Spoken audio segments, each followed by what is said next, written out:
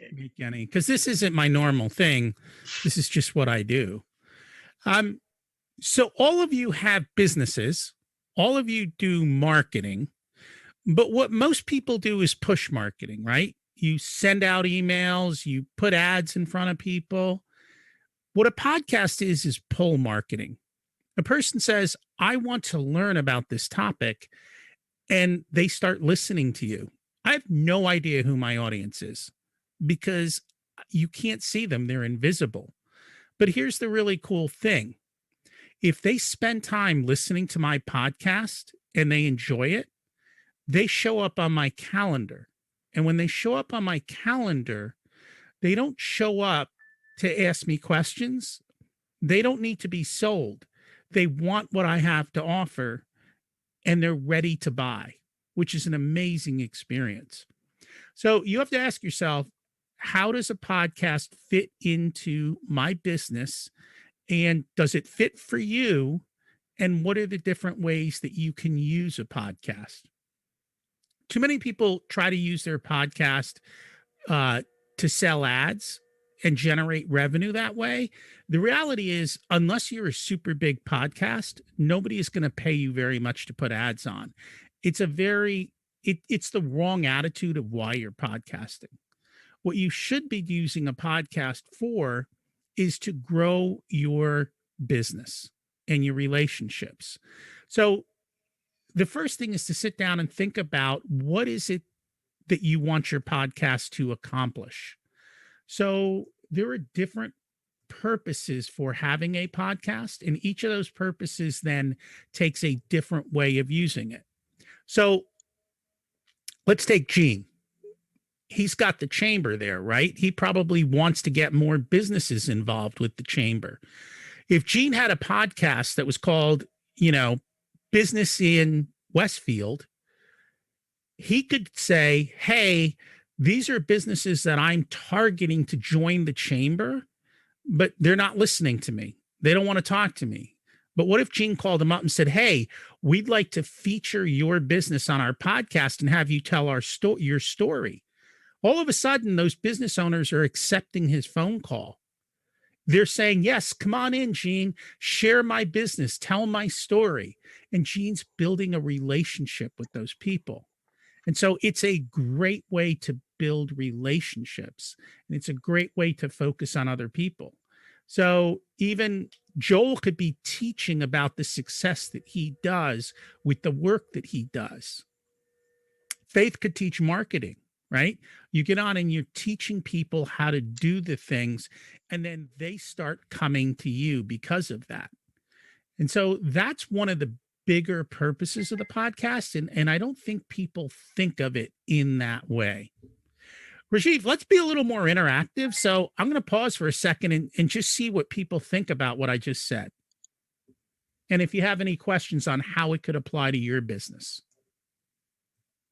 So I guess, Rocky, maybe I'll start with this. So like when you started by saying that the podcast is pull marketing, which is very intriguing, since I think there's a lot of fatigue in push marketing and chasing after people, and it's great to have people chase you. So that's awesome. But is the podcast, I guess if you could tell us a little bit about maybe the two basic forms of podcast, which is either dialogue or monologue, and how either could work for what has worked for you specifically, and also the merits and pros and cons of each. Maybe that might help, kind of color it a little bit. So you can pick your format for your podcast. And I think the biggest thing with a podcast is take 6 months thinking about your podcast before you ever launch your podcast. So what is the purpose of your podcast? Is it to build relationships with people directly, meaning you want to interview people, get them on your show? Is it to show your domain expertise and what you're doing and show people that you're great at that? And then what's the best format for you? So if you're doing a solo show, you have to create all the content. Well, that takes work, right? If you have a guest, they're bringing their expert content to you. You're then the curator of that. It's a little bit easier to do that. Now, some people just have a podcast where instead of worrying about creating content, what they do is they share what they just did with a client. So Rudy might have a client that he just worked on today, and he goes, they were asking me these questions. Rudy just gets on the podcast real quick and goes, hey, these are the questions my client asked today, and here's the solutions. So that's one way of doing that. You have to think about what's your bigger purpose for your podcast, and then say, what is your audience looking for, and think through how best to deliver it to them, whether it be in a solo show or in a joint show. And some people have two co-hosts because that creates a certain amount of banter. At the end of the day, your show has to be entertaining. If you're boring, nobody wants to listen to you. So it is a form of entertainment. So there is no right or wrong answer to that question, Rajiv. It's what do you want and what are you trying to accomplish?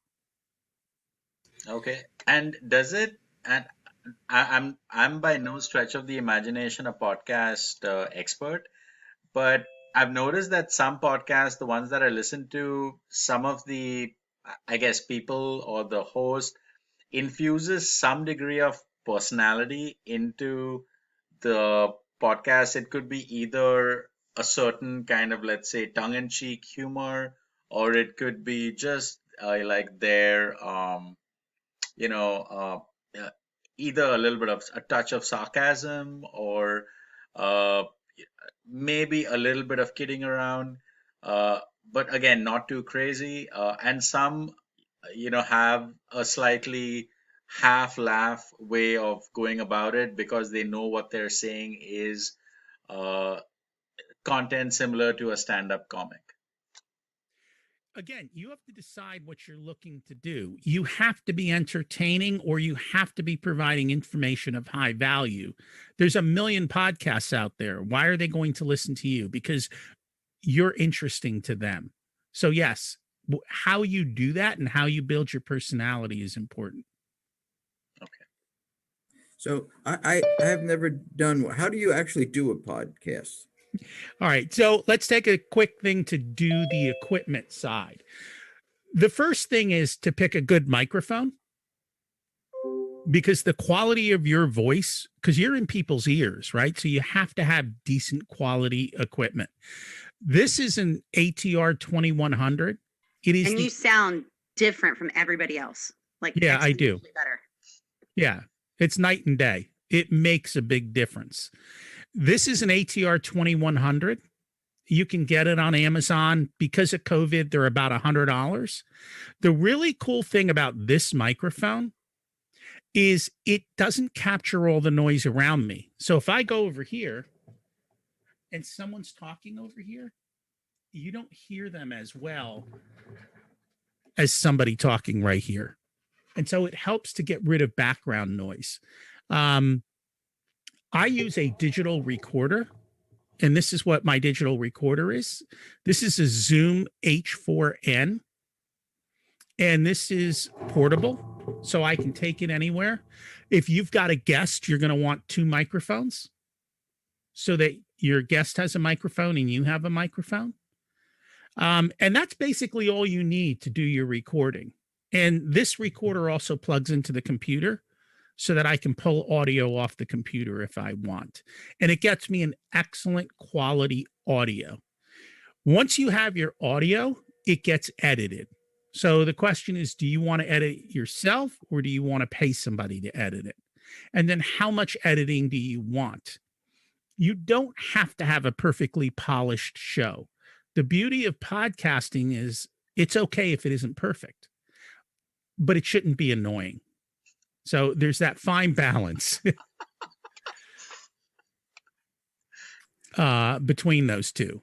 Hey, Rocky, can you put in the equipment, the names and details? Oh, yeah, I can do that. At some point. Yeah, I mean, let me just you can always add them in later.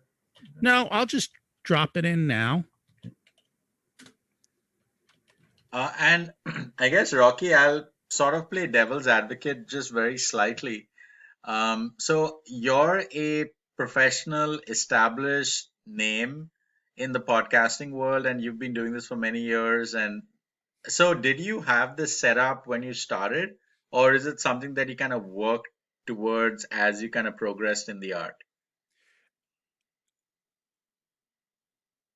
I had this microphone in these headsets in the beginning.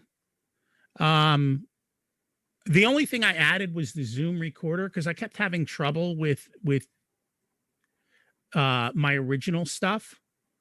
And so I switched over to the Zoom recorder because it was just more stable and easier to work with. Okay. And what's your opinion on, the, let's say, less tech heavy, solutions like Anchor that allow you to record everything, in the app? So the thing with Anchor is you're tied to Anchor. You can't move your podcast anywhere else if you use any of their music or anything else. So you're stuck on that platform. I use Libsyn. Libsyn is the #1 platform for podcasts. Do they have all the fancy stuff that Anchor does? No. It's a matter of what works for you. Find the platform that's easiest for you to use and that works well with whatever you're doing. They are all going to be merging and consolidating over time, I think. So that will happen. As you go through your editing, you want to add a little bit of music. You also want to make sure you have clear calls to action to tell people what's going on with your podcast and what you want them to do. You don't have a call to action, that creates a problem. So like on both of my podcasts, the #1 call to action is go listen to these episodes so you understand who I am. On my one, I tell them to go back to listen to 1 through 10. The other one, I tell them to go listen to 2 to 13. So I'm building that relationship with them. They're actually becoming my friend, but I have no idea who they are, right? Because I don't see them, but they know everything about me. It's a weird kind of relationship. The other thing is you have to be crystal clear in naming your podcast for what you're looking for and who it is. So when you hear of Profit Answer Man, it's easy. This is a show about profit, right? For business owners. The problem I had with my other podcast is when you hear the word richer soul, you really don't know what it's about. You're not totally convinced. A lot of people aren't very clear with their podcast naming, and it creates a lot of struggle because people don't know if they want to listen to it. So it's extremely important to take the time up front to find a name that's crystal clear. Like Marketing Made Easy for X. Okay, I want to learn marketing and I'm X. This is the podcast for me. And so having that kind of clarity. There are tons of auditing software out there. And the auditing software shows you visually. There's actually a new one out called Descript, where it actually gives you a full transcription, and you can actually go in and edit the transcription, and it will edit your podcast. So you can look for the ums and ahs and just highlight them and delete them. So there's tons of tools out there, or you can pay somebody to do it. There's tons of podcast editing services out there that will do it all for you. And then the other thing is there's a whole bunch of technicals with how you get perfect audio quality, and a lot of that can be automated. So if you decide to do it, I can help you with that. Rudy. Real quick, I'm sorry, Rocky. Could you just tell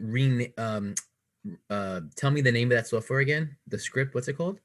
I think it's called Descript. Let me Descript. pull it up and let's find it and put it in the chat. Yeah, here it is.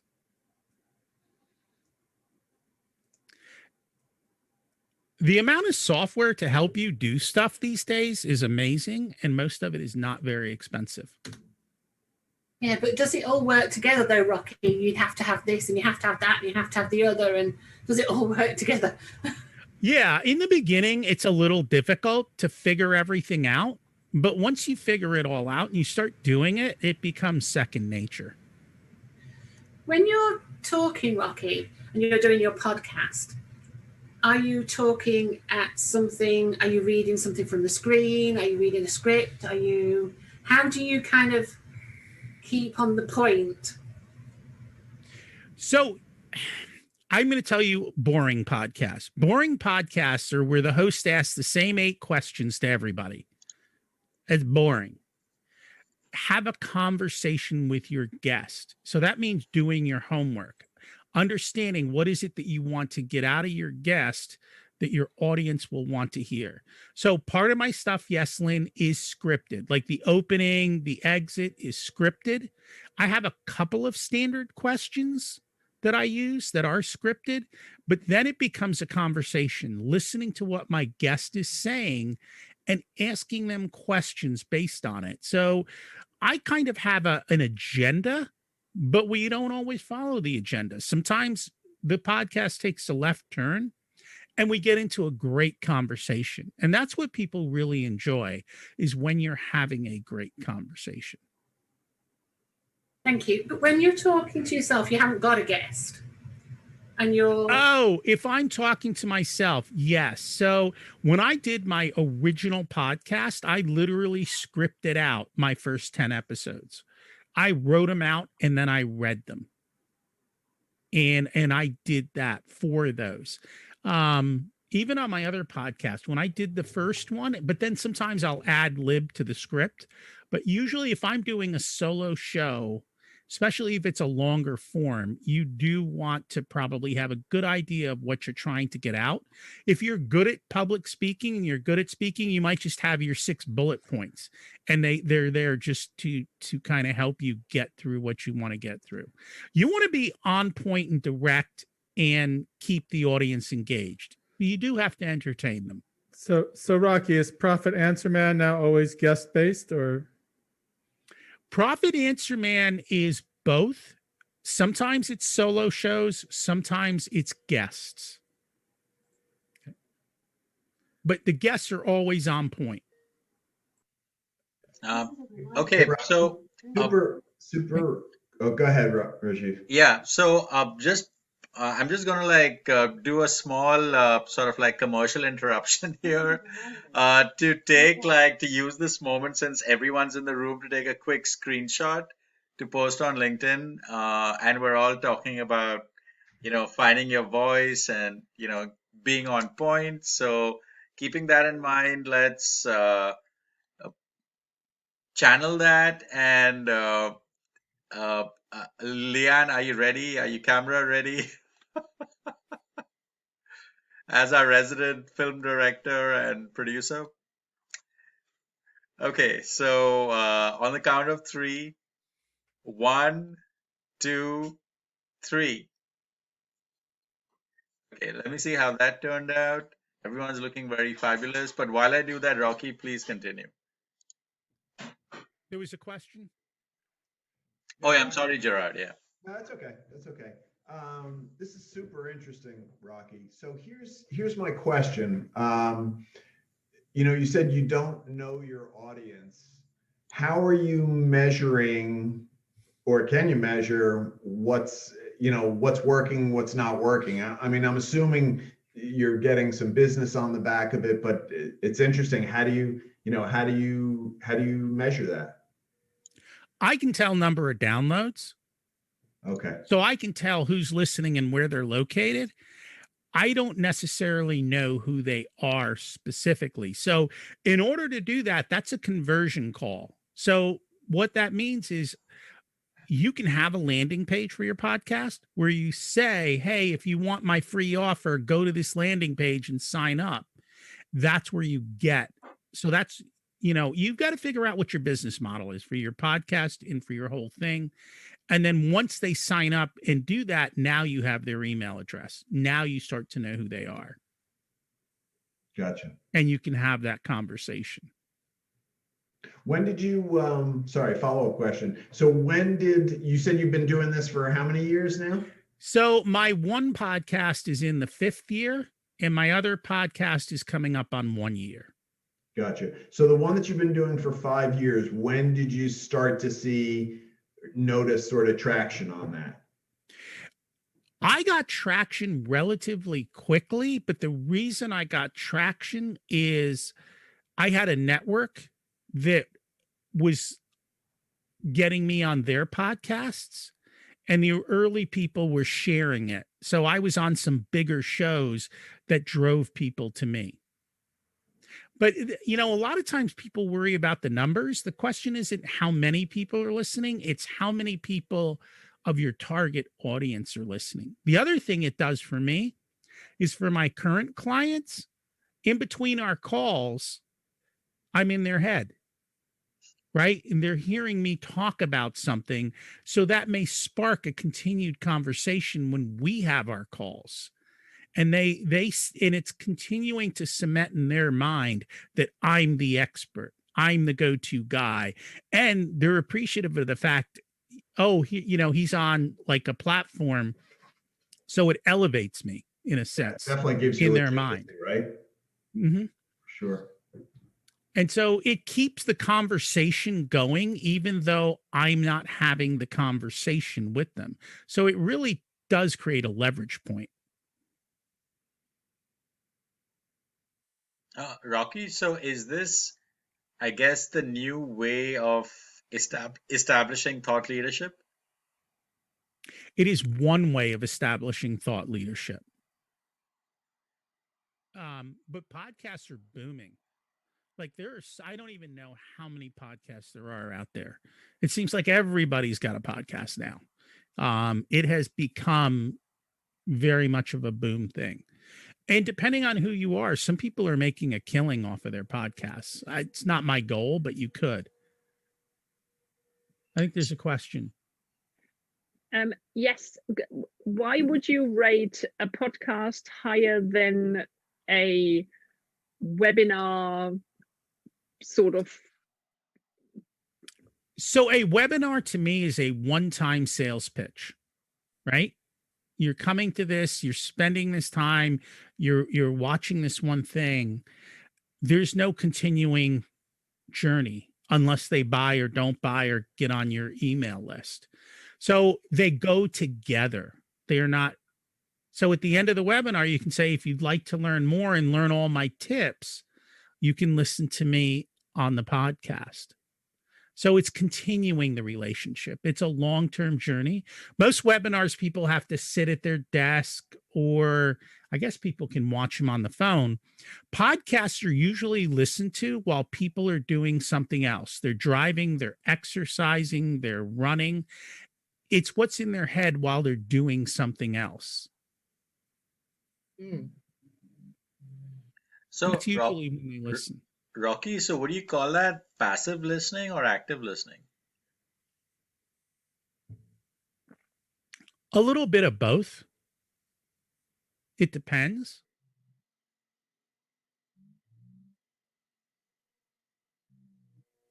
It depends on the person and how they do things. But they're consuming a ton of your content. If you think about it, my one podcast is about 30 minutes. My other one's an hour.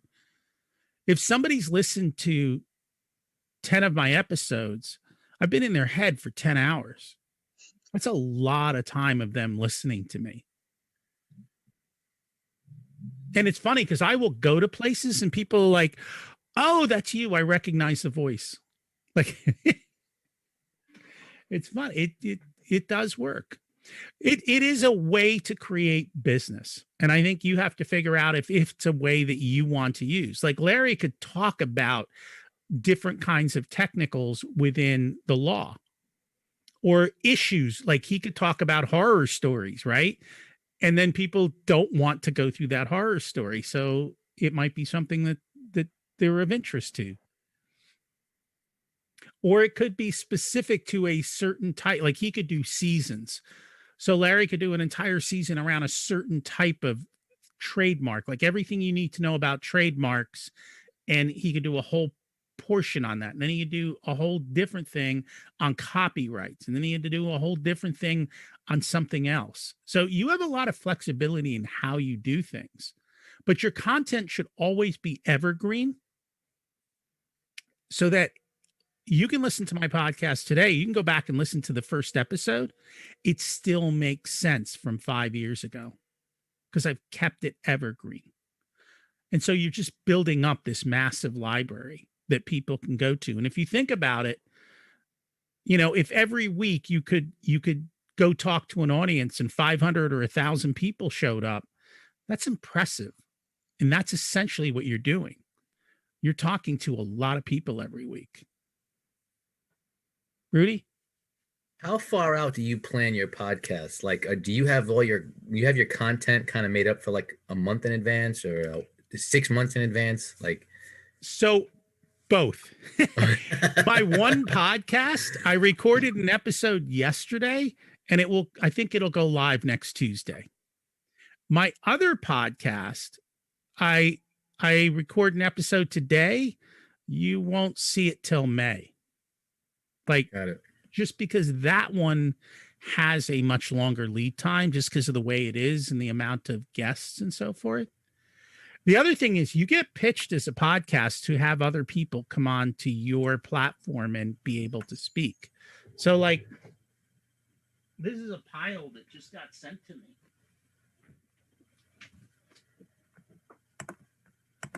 Like, here's a bunch of people that I said, thank you, but no thank you to, right? They sent me all these books. And they're all good people, and you get a great chance to meet them. Here's the guy I'm interviewing soon. He was going to come on earlier, but he got COVID, so he missed his interview. He was on with Jocko for 3 hours. He's coming on with me. Like, that's pretty cool. I don't know if you guys know who Jocko is. He's got a show with like 1 billion listeners or something. What do you think of StreamYard as a platform, Rocky? StreamYard's great, especially for video. I've been using StreamYard for LinkedIn Lives. Okay. But yeah, StreamYard is a good platform. Honestly, Zoom's a good platform too. The thing with StreamYard is you can drop things onto it, which is kind of nice, but it really depends on what you want to do. Okay.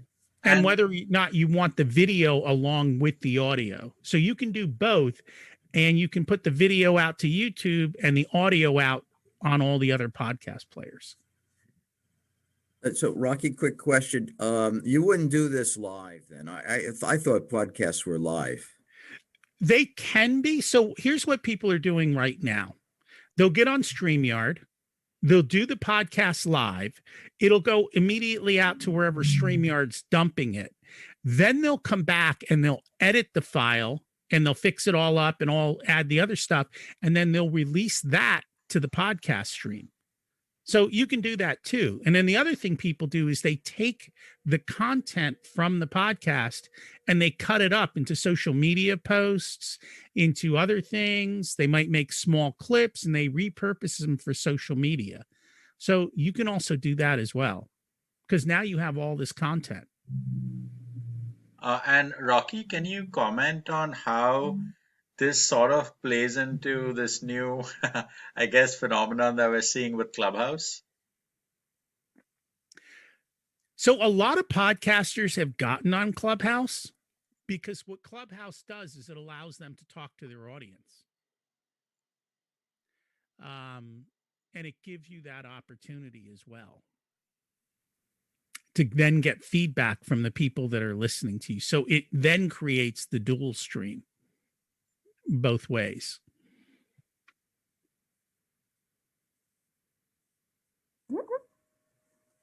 And Hey, also, Rocky. yeah, go ahead, Edgar.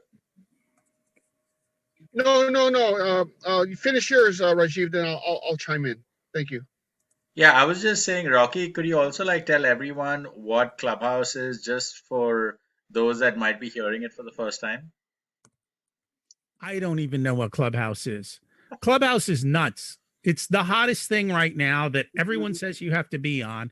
You must have an iPhone or Apple product to be part of Clubhouse. Basically, what happens is people are on Clubhouse and there are rooms and it's all audio only. And they're on a million different topics, but there are a lot of top influencers who are on there. And basically you go into a room, you can listen to a topic. In a lot of places, they'll bring you on stage. You can ask questions. Like, people are hanging out and having conversations with Elon Musk. It's nuts. And people are learning. There's a lot of business owners on there who are trying to figure out what's going on, but there's a lot of noise on there too. So it's all live. Nothing's recorded. You have to be there live to listen. And yesterday there was a Netflix pitch lecture where the executives of Netflix were doing a talk about how you can pitch to Netflix your series. So it's very lucrative. Yeah, if you can find the right room and the right opportunity, it is very lucrative. It seems to be the thing du jour. Looks like I have to get an Apple phone. There's no moderator in the Clubhouse, though, right? You're moderating your own room. So you create a room and people come in and go, and you moderate that room that you're in. So the rooms open and close. Gotcha. Is it audio or just video or just audio? Just audio. Sounds like a time suck. Like you could just spend hours just jumping from room to room. And it is a time suck. Like, I look at it as that. It's, but this is what people do. They hang out and they waste time on the internet. Rocky, for the first time I was invited to a Clubhouse, I don't know what to call it, a podcast, I don't know, session, the other day with some marketing people I know. The advantage over, let's say, Facebook Live was that at least the people conducting it can see who's on it. You could see the names, when somebody said, "Oh, I see Faith is here." I didn't say anything, but you could see who's on it. So that could be an advantage. All the other things, I don't know enough about Clubhouse. I just heard about it, really. It seems to be a super networking place. So there is the advantage if you want to take the time to go network there. I think that opportunity is there, but it just takes a lot of time. Mm-hmm. And you said it was Apple product compatible only? Correct. You have to have an iPhone or an iPad. And do we know if they're going to be increasing that to include non-Apple over the time? Because I know it's fairly new. It's not actually fairly new. Clubhouse has been around for years. It's just all of a sudden it blew up. I don't know why. I think because some really big people got on it.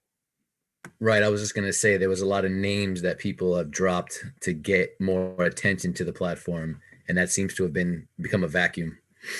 So, yeah. I have a question, Rocky, about you were mentioning about when you initially do the podcast, it's live and then you edit it afterwards. Do you find that podcasts that use the live platform for, say, Patreon or OnlyFans or things like that access, does that help the podcast, or is it better just to leave the live show available to all? So that's a marketing strategy. So what a lot of people are doing, if they want to monetize their podcast, is they have the regular podcast and then they might have extra or bonus or separate content behind a paywall. So that is a possibility too. And with that being said, do you utilize any of those sponsor funded platforms like Patreon or OnlyFans for your? I don't. It's not part of my business model. My business model is to get clients that I can work with. And so I don't worry about the other stuff. And all of that, everything becomes more and more work. So it's a question of how much work do you want to do? How much effort do you want to put into it? I have a suggestion on the listening side, because I know sometimes podcasts can take a while. You want to listen to a lot of content. There's a podcast listener called Overcast where you can accelerate the audio and it still actually comes out pretty good. So you can listen to, say, a half-hour podcast. You jump over some commercials and accelerate. You can listen to it in under 20 minutes. Nobody What was the name listens of to that site, Larry? podcasts. Most of your podcast players have the speed button. Even the native one in the iPhone has a speed button. I didn't see it, or maybe they just added it, but they didn't used to have it. iTunes is always podcast players always had a speed button. I don't listen to anything at less than 1.5. Like usually everybody who listens to podcasts listens at 1.5. So when you're creating your music and your intros and stuff, make sure that it sounds okay at 1.5. Oh, right. I think why I switched over to Thank you that for one that. is it has 1.5, but this one you can actually adjust it so you can find the right speed for you. You can. Yeah, Apple has I think 125, 15, 17, 2 or half, or it's got less, but yeah, you can do that. And then there is that fast forward button. Like if I'm going to listen to Tim Ferriss, I immediately fast forward the first 6 minutes because it's him blabbing about all his commercials that I don't care about. Edgar, did you have a question? Yeah, hi, Rocky. Hey, man, good to see you. Edgar from San Francisco. So I missed part of your presentation. I apologize, but is most of your audience based in the East Coast? And what do you do to expand your audience? I don't know if you answered that question already, or if there was a question, but do share. No, so my audience is not actually East Coast. My audience is out by, I think, let me look because I can pull up the stats and I can see them. Hang on one second. My number one market, I think, is San Francisco. You're kidding me. No, it's so you have to think about this. I have an international audience. I'm in 53 different countries. But let's see where. If I look at the United States, will it show me? Hang on one sec. So you have to think about it. Who listens to podcasts? A certain kind of person listens to podcasts. And so where are they located? Actually, it's changed. Right now, New York seems to be the highest. DC, Houston, San Fran, Chicago, Los Angeles. I used to have a higher one in the past towards the West Coast. Yeah, Florida. Like you have to look at it's a certain kind of listener who listens to podcasts, and you have to think about where are they located. And because podcasts started mostly on iPhones, it's a higher educated audience, and it tends to be a more it just naturally was that way, just because.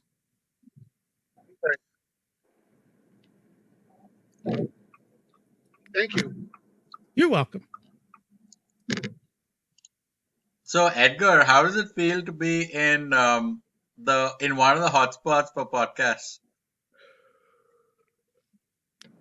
Well, I'm actually happy for Rocky that he has a presence here in the Bay Area. Rocky, whenever you come and visit San Francisco, one of our goals at the co-working space is to have a podcast room. I think it'd be awesome to do a podcast from San Francisco for your show. So just saying, man, you're welcome anytime. Thank you. Actually, I think FinCon next year is in Long Beach, but that's not close to San Fran, is it? No. That's Southern California. Yeah, that's Southern. Okay. One of these days I'll get back there. You will. I will. I know that. Yeah, there you go. Speak it, man. Speak it, it'll happen. So podcasts are a great way to build relationships with your guest. You get people on that might not otherwise talk to you, or it might not have the time for you. So it's been phenomenal in being able to do that too, as far as relationship building. So it's a great way to do that. Rocky, so as far as the setup that you have right now, does that rely on you being in the same room as your guest, or can they call in, or how does that work? No, you just pick a platform. So I usually use Skype. My guests are always on Skype. Sometimes they're on Zoom. You could use StreamYard. There are other platforms where you can be with your guests. You do not need to be in the same place. It doesn't matter. I think So, my furthest guests are from Australia. so, so you're basically grabbing the audio file from Zoom, which records both audio, video, and everything. I plug this in and I grab the audio file directly on here, but you could use the Zoom file. I don't think you get as good quality when you do it that way. Oh, okay. You do better with this. And Rocky, did you put the name of that device and the whatever? I did. It's in the chat. Okay, cool. Just checking. Yeah. If anyone decides to start a podcast, just reach out to me and I can take you through the steps and show you kind of the behind the scenes of what's going on. Yes, please. Yeah. Lynn's gonna. So, I mean, you should have a podcast that speaks to your potential clients, right? Getting your drug, like the podcast would be called something along like getting your drug through the FDA, right? Or FDA approval. And it's all about how do you get a drug through the FDA. So you're constantly teaching them how to do this. You say, well, you're giving away all your secrets. Yeah, but they don't want to do it. And now they know you are the expert at getting through the FDA. So then the phone's ringing for you not bugging people. Like, I need to get my drug through the FDA. I know you're the one to do it. Let's go. And then you could call up the FDA and say, hey, will you come be a guest on my podcast? Tell me what we need to do to get through the FDA. Have you heard the FDA speak? They're very boring. You have to make them exciting. That would help you, Lynn, because no one else wants to talk to them. Like, I want Lynn to talk to them. I don't want to deal with that. Yeah. That's what we do, but yeah. Okay. So Rocky, Gene here. I liked your idea of, early on of something that I could do, which I've never done before, which sounded very interesting to me. How often would you? I mean, first, I'm sure people would be interested in doing it with me, but how often? Once a week, once a month? What would be too often, too frequent, too long? That would turn people off. You want to be at least weekly, because then you have at least enough kind of frequency for people. But there are people who do a daily podcast. So if you wanted to do that much work, you could. The other thing you can do is just create a backlog. So I'm already recorded out through the end of April. It's backlogged, and that's okay too. That's fine. So you can batch your stuff so that you're not constantly trying to do this.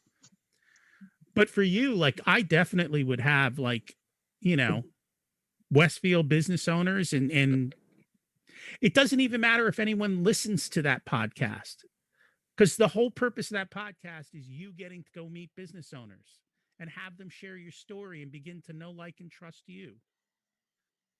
I do that anyway. I just never recorded it. So it's, yeah, that's very interesting. I thank you for that information. Well, so if are there people who don't want to talk to you sometimes?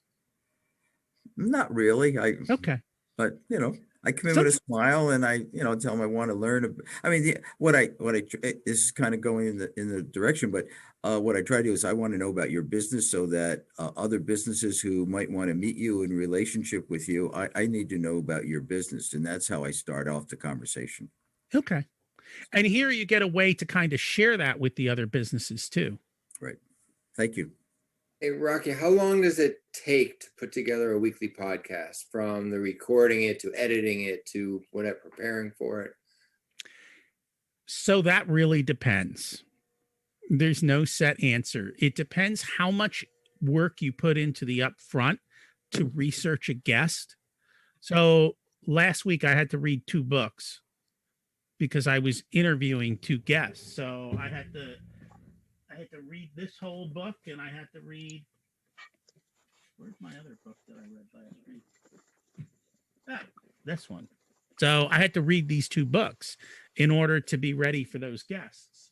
Some people have somebody else do their homework for them and pay somebody else. I don't do my editing for my one podcast. I have an editor, and he goes and does it, because if you want good editing, it does take time. So it might take the equivalent to the episode length, if not longer. And then if you want all the social media stuff, that takes time too. But you can outsource all this stuff. Like I outsource this stuff, some of it to the Philippines, and they create my social media, they create my posts, they create a lot of that stuff. And my editor is US based, but you can get an editor out of the Philippines at a much lower rate too. Is that Edgar's service? No, it's something I knew before I met Edgar. Rocky, I have a question. Are all your guests, do they all have to, are they all in like the financial or making profit field? So for the Profit Answer Man, they're all tied somehow to the concept of profit. Yes. On my other podcast, I have a much more variety of guests. So it's very different on that side. What's the name of that podcast? That podcast is called Richer Soul. So it's about how do you live the ultimate life. So all my guests are about how do you live the ultimate life. Nice. Rudy, did you have a question? Yeah, I was just curious to know when you're looking to set up your material, what exactly or how do you go about constructing your topics? Like, what's your inspiration for your material? After, like, from week to week, because you've done for how long? You said 5 years is one and 1 year another. So after a while, are you like recycling or? No. So for the one, because I always have a guest, the guest is the inspiration. Got it. Okay. So it's who do I want on and what's the story they need to tell? And if it's not inspiring to me, I'm not having them as a guest. Like, gotcha. So it's having great guests on is a big part of it. So because of that, I've got a massive network. Like people, it's funny, like I go places, they're like, oh, this person's an author. You get to meet an author. I'm like, I meet authors every day. They send me books. They're all best-selling authors. Whoop-de-doo-dah. Like, I'm always talking to authors. That's funny.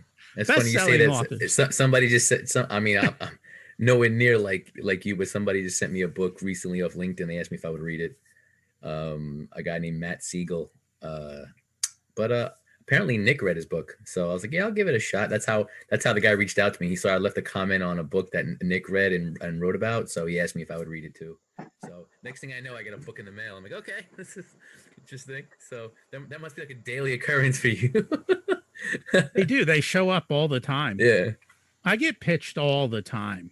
Yeah. I probably have, I don't even know what the acceptance rate is. It's not very high because I'm constantly getting people who want to do that. I use it as a relationship builder. Sure. And so you don't make like funny memes to put on Instagram of like you shooting down an author's book kind of thing. Like, no, I'm just kidding. I'm just kidding. I don't. that would be funny though, Rocky. Is there a particular type of book that you're targeting? So I have the two podcasts. The one podcast is strictly profit first. So I have everyone on who talks about profit first, CFO services. The other one is I look at how do you create the ultimate life. So the issues are mindset and having clear direction and purpose. And then beyond that, we talk about health, wealth, managing your time, relationships, and spirituality. So I'm looking for a guest who's kind of an expert across some of those different fields that can bring a much higher level of knowledge to the conversation. So a variety. It depends. It's what I find interesting. Like this guy was cool. Did you even know that there are futurists?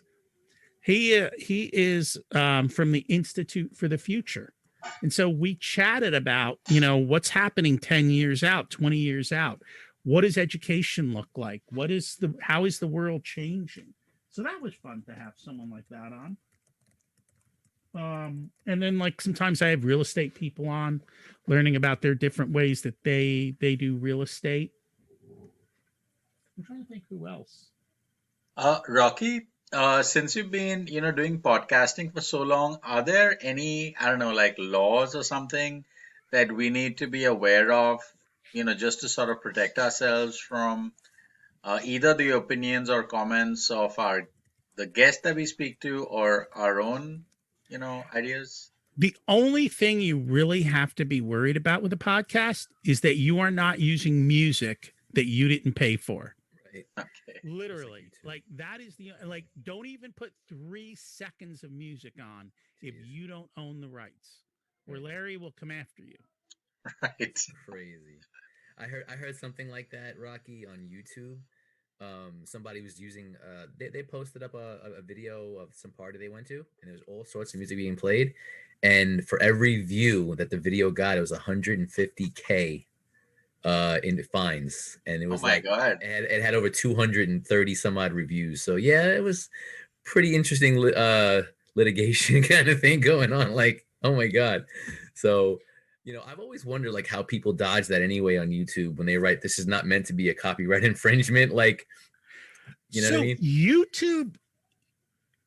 What YouTube does is if you can put music on YouTube, I have. Mm-hmm. What YouTube then does is say, oh, this is copyrighted music. They give the copyright owner the kind of like the ownership of it then. Oh, like a credit. Yeah. And so I don't know exactly how it works. Okay. But the copyright owner has the rights over that, even though you posted it. Got you. Because YouTube does flag it. Okay. So I'm surprised that guy didn't get flagged. Oh, he did. It happened like within 24 hours. He had like a major problem. But this is I'm going back to like 2012. Like this is a while ago. Oh. And it was just like ever since then I've been so paranoid about using music in any of the videos that I shoot or anything like that. So it's been crazy. If you're making a commercial video, I would not use music you did not pay for. Got it. Yeah, it's a big, big problem. Yes. I know someone in the dance world, a DJ, who was taking various music, putting it together, and then selling the CDs for waltz or foxtrot or whatever. And he wound up going to jail for a year. Very serious. Yeah. So he learned his lesson the hard way. Yeah, that is the one area that they are super strict. I found this very interesting, Rocky. I have really not paid much attention to podcasts. I know nothing about it until you've just educated me, and I appreciate that very much. I want to thank you. You are welcome. There are millions of podcasts out there, and it's just a great marketing platform where it's much more pull marketing versus push. You're building a relationship. Awesome. Definitely interesting.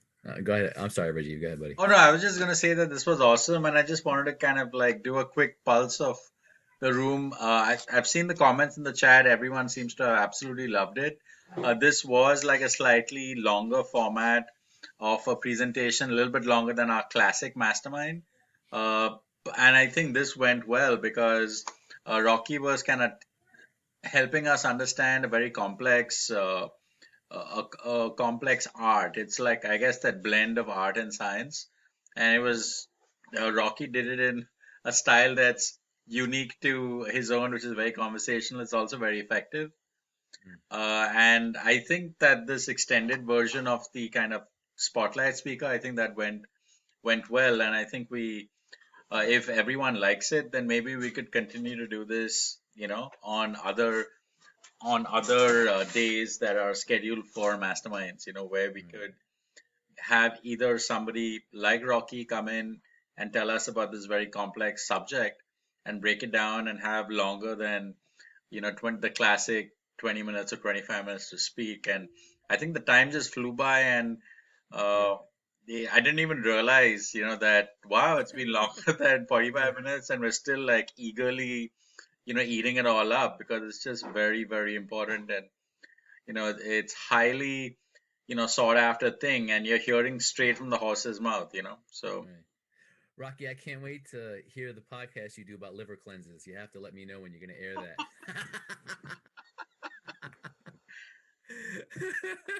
Oh. I guess you have to have Rudy come on to tell you about it. Right. Is that what you're pushing for, Rudy? No, not at all, Faith. But you're good. I should use that. That's good. That's good. Thinking again, I like that. And That's then good. you could like just slip in, that you happen to do marketing, Of course.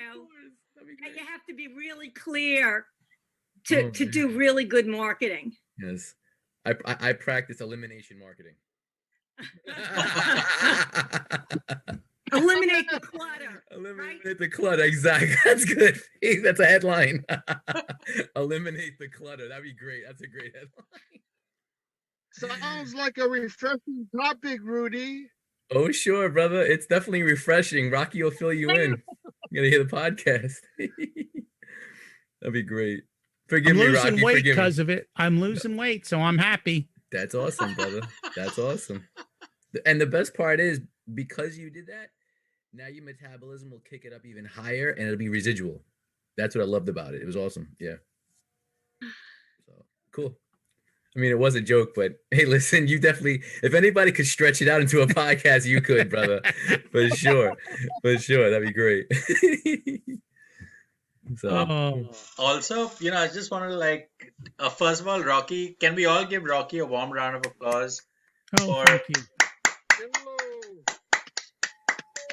Yeah, it was absolutely brilliant. Everyone loved it. If if anyone has any ideas for future spotlight speakers, where this is the extended session like we did today, just reach out to me and I'd love to either if you have a topic that you'd like to speak on in the extended session, please let me know. We'd love to schedule it. I know Faith, you have so much, just sitting on so many gold mines of stuff, which I think if you picked even one of that and kind of broke it down into, a extended session like this, you could do it whichever way you want, whether it's a workshop, interactive, like a classic seminar type, whatever. I kind of leave that up to you. And if you have any ideas like that, certainly please reach out to me. We'd love to schedule it. And because we just want more and more exposure from our members where we really kind of get to know them really well outside of the classic, 1 minute pitch. Interestingly, last week, I was interviewed on by a woman. She has she's putting together a business directory, and it's called Fireside Chat. And so I think she's going to send me the link today, and I'll probably share it on LinkedIn. And she was really lovely. And I did talk about business and things like that, but I would do something very different because that was more asking me questions, et cetera, et cetera. I would make it much more focused to teach, something with the group here. And also Rudy, especially since, you guys do so many different things, whether it's website design, whether it's video, commercial production, just that alone, the whole thing about storyboarding, how does that work, how to approach it, that's a very, very complex thing. So again, I'm not obviously putting anything in anyone's mouth, obviously, but if I'm just giving ideas. No, that's good. No, you're right. I mean, there are books about how to tell your story when you build a site, and obviously there's a lot of demand for it because people want to know. And today, when you're building a site, it's not, nobody wants to feel like they're everything is Wikipedia where you just read information to learn something. They want to be told a story. They want to go through a flow, and that's what keeps them on your site. I mean, and like with Rocky, that's what keeps them listening. With Faith, that's what keeps them reading. You know what I mean? It's great content, how you write. I mean, it's got to have that kind of format to keep the person almost like It's like I always visualize somebody sitting in a movie theater. I don't want to have to hold them in the seat next to me to watch the movie. I want them to sit and want to watch it. And I keep that kind of mindset when I build something. So yeah, but yeah, we could definitely do that. Yeah. So, I mean, please reach out to me and let me know. And of course, this is to, like all of our members and guests. Edgar, if you have any ideas on this, whether it's about software or whether it's about the virtual staffing or any interesting success stories that you'd like to talk about, like anything, this is like, it's pretty flexible and we're nimble and we can, sort of create something even if the format or setup does not exist. So, for sure. Yeah. Awesome. So I'm sorry, go ahead. Yeah, go ahead, Rudy. I was just gonna say, I think the most profound thing Rocky said is so true about like how people will listen to you and you're not giving away your secrets because people are not going to do it.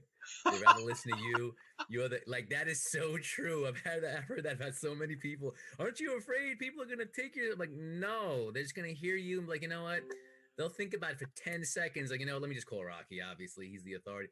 And then just call it a day. That is so true. It's not even funny, man. I can totally attest to it. I had just this year, I had this little issue with my central air conditioner. So I'm like, you know what? Let me see. Let me kid myself and watch a YouTube video to see if it's something I think I can even look at. The guy who pulls up on YouTube has a 2 hours thing about how he completely rips it apart, puts it back together, so you'll never have an issue. Yeah, I watched that for all of about 15 seconds. I definitely can't do this. I gotta call somebody to come and fix this. So he's absolutely right. Like never truer word spoken than that, for real, So anyway, I just wanted to add to that, Rocky, for sure, buddy. That was awesome. It's true. Everything that I do for my clients, I give it all away for free. And yet I still get people. So it works. For sure. I absolutely agree. Well, awesome. I'm looking forward to when you're gonna shoot a video on that volcano you're sitting in front of there, Rajiv. That's what I want to see, brother. I'm sure. That'd be awesome. We're here live. Yo, hey, listen, that's how Hawaii was built, right? Most of it's like lava and whatnot had hardened over years and years of time. That's what they say, I guess. Yeah. So that's crazy. I was actually on a cruise once and I was watching it fall into the ocean. Oh, really? It was the sickest thing. We saw this steam come up from the ocean. Yeah, it was pretty cool. It was really cool. Did you feel like unsafe that you're in the vicinity of this? Oh no, I was far away. I was like on like the 11th or 12th deck of some Royal Caribbean ship, and I'm a good distance. But it's so like, put it this way, it was so big. Like the amount that was happening, you could see it from like I must have been at least a mile or two away at least. Oh wow. Okay. But all you see is falling into the ocean and like all this steam coming up. I'm like, wow, I know the fish over there are pretty upset right about now. You know what I mean? It was crazy. But yeah, it's cool. Nice. Awesome. So I know Rocky has to jump. We're like a little bit overtime. But thanks all for joining, and please invite guests to the next one. And the next one is going to be our regular networking at 10 a.m. So thanks again. Thank you, Rocky. You rock. You're welcome. Pun unintended. Great stuff. Yeah, thanks. Great stuff. Thanks. Everybody enjoy your day. Be well.